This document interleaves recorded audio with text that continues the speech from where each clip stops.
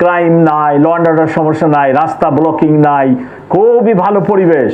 3 কোটি লোকের শহর। জাতিসংঘ 1-2 মাস আগে দেখলেন না, ঢাকা শহরের লোক সংখ্যা বলছে 3,66,00,000। এইরূপ একটি শহরে আমরা পুলিশিং করি, যেখানে বেকারত্ব আছে, যেখানে ভাসমান লোক আছে, যেখানে নানা ধরনের সমস্যা আছে, এইরূপ একটি শহরে আমরা পুলিশিং করি। তো এখন যে আপনারা দেখতেছেন ল অ্যান্ড অর্ডার এবং ক্রাইম সিচুয়েশন, আমি তো মনে করি চমৎকার। আর একটা গেম যখন হয়, একদল পরাজিত হয়, একদল জয়লাভ করে, আমাদের দেশের কালচার তো হইলে আবার এরকম যে পরাজিত হইলেই আমার এই হয়েছে। কালকে আমার রুমে একজন ভদ্রলোক এসে বলতেছে ভোট কারচুপি হবে। আমি বললাম ভাই 2 দিন এখন 3 দিন বাকি আছে, কিভাবে কারচুপি হবে?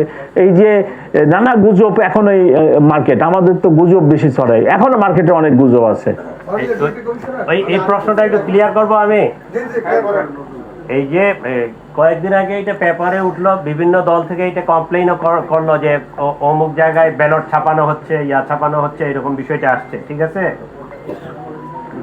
একটা জিনিস খেয়াল করবেন, যখনই একটা ভোট কেন্দ্রে ভোট সমাপ্ত হয়ে যায়, প্রিজাইডিং অফিসারের কাছে ওই মুড়িগুলো গণনা হবে। একটা মুড়িতে 100 থাকে, 100 ব্যালট। এরকম মনে করেন যে 10টা 15টা মুড়ি, তাহলে 1500। আংশিক কতগুলা গেল? যে এই বই থেকে 10টা গেছে, ওইটাতে 20টা গেছে, ওইটাতে 30টা গেছে। যে সাপোজ 1560টা ভোট কাস্টিং হয়েছে, আমি যদি বাহির থেকে এক্সট্রা ব্যালট ওই বক্সে ফেলাই, আমার কি এই 1560 ভোট থাকবে না বাড়বে? বাড়বে।